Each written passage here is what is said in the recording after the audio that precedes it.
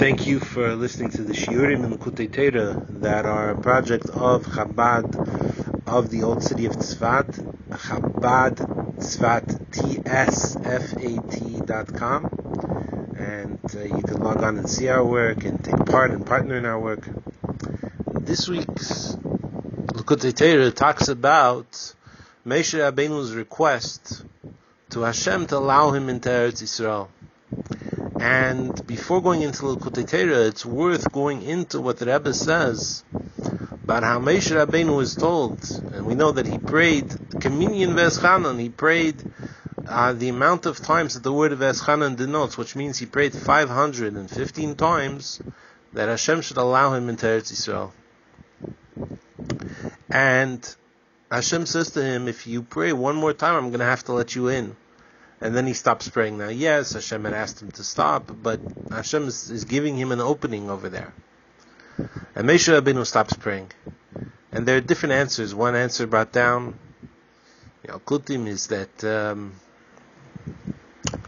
Rabbeinu, everything he did was forever. And if he would have taken in the Jews into Eretz Yisroel, there would have been no way to end that. And we know that Golus is a Kapara, is an atonement, instead of there, God forbid, being death, because Eretz Yisrael is a holy place, it can't take sin. So therefore there was Golus. And Moshe Rabbeinu's acts are forever. So to allow for the possibility of Golus, Moshe Rabbeinu didn't bring them in, but there could have been something done that would have prevented that. And it's not a cheshbon to make anyway, necessarily when there's a chance it's not a cheshbon to make when there's a bracha. So the Rebbe points out that after all of the answers, the only real answer that works, the only true answer, is that an emissary Rebbe, a true Rebbe, stays with his generation. And Moshe Rabbeinu's generation had passed on in the wilderness, he stayed in the wilderness.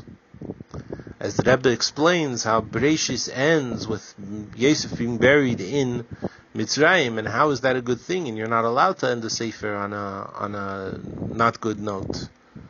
And one pasuk before already talks about how Hashem will redeem the people from Egypt. So why does it end off with Yosef being buried in Egypt?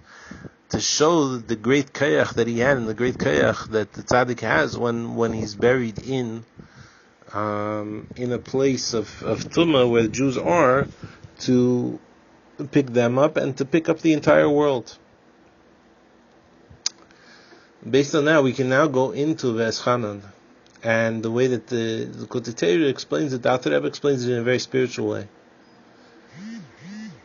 It says, Moshe Rabbeinu says, you started to show Ata Achiloisa, you started to show already your servant certain miracles. And we know that Moshe Rabbeinu was given many miracles.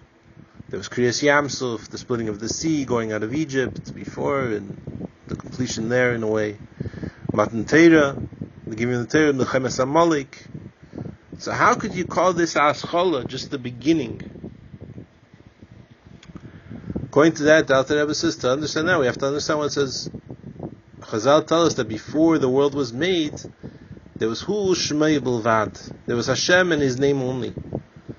How could you say that there was Hashem's name? Hashem is... If this was before the world was created, what does Hashem need a name for?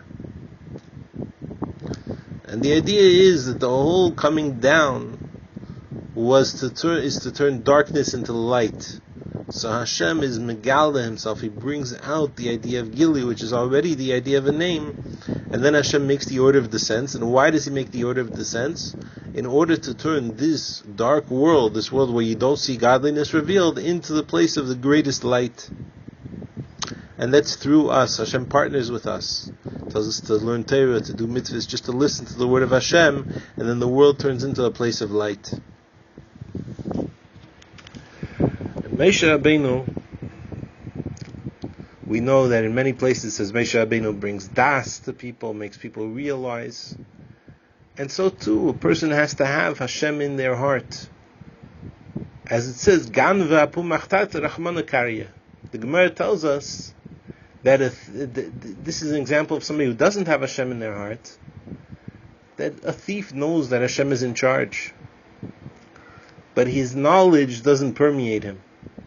And therefore, while he's he's standing at the entrance of the tunnel from which he's going to enact the thievery, he prays to Hashem that he should succeed, that he shouldn't be killed, shouldn't be caught. If he knows Hashem is in charge, let him do what Hashem wants. Let him not steal. Let him not do something that's against Hashem and that only brings curses. It doesn't bring any blessing. And Hashem will provide for him. The answer is that it hasn't gone into this emunah, this faith hasn't permeated him.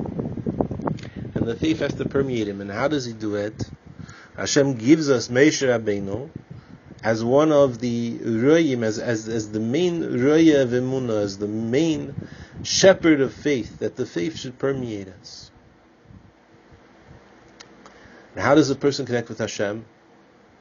Through Torah and mitzvahs. When a person does a mitzvah, all kinds of great things come down. It's asher kitshanu mitzvahs.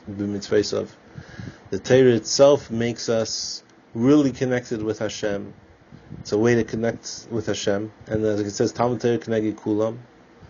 If a person is diligent in Torah and uses it in the proper way, which is to connect with Hashem and to do what Hashem wants, and he's only doing it in order to connect with Hashem, then it's even a higher level. And then there's a level where a person comes to, through understanding, learning in Torah, especially about the parts that talk about Hashem, he sees the greatness of godliness. And this is done not from himself, but from the Torah. And Moshe Rabbeinu, till today we call him Moshe Rabbeinu because he's the one bringing the Torah into us, that it should permeate us. As we know, next week it's going to say, Ma Hashem l'kecha she'ilmi, machkim li'yiro yisach. Moshe Rabbeinu says, what does Hashem ask of you other than to have awe of Hashem? And the Gemara says, is this a small thing, having awe of Hashem? And it answers, yeah, for Moshe it's a small thing. But he's Moshe Rabbeinu, he's talking to us. So he knows that for us maybe it's not a small thing. But the answer is, for Moshe it is a small thing. For Moshe it's easy. And within each of us, there's Moshe Rabbeinu working on us and trying to bring the emunah and the closeness to Hashem that's found in Torah into us in a real way. And this is what it says where he wants to see Eretz Yisroel. There's a level of Riyah that Moshe Rabbeinu had. He sees godliness. And he wants this brought out down here and down below. And the answer to Moshe is not right now that it should just be brought down, but rather let the people partner, and when they'll do something, when they'll do Torah and mitzvahs, and when they'll want to connect with Hashem, then Yeshua and the Jewish people go into this level of Eretz Yisroel. Then this level will be brought down to them. When a person wants to connect with Hashem, Hashem will reveal himself and reveal himself in the world in a way that he's revealed in the person's life, and then ultimately in the Geula, in the full, complete redemption, where Hashem will be revealed in an unlimited way, unlimited in space, and unlimited in time. That will be a Geula that will be eternal forever. Wishing everyone a good Shabbos. And again, if you like our shiurim, if you like our activities, Chabad Tzfat, tsfat.com. And all the best. Good. And you should have Shabbos Nachamu. It's a double comfort, and let us have the comfort of the final and ultimate redemption.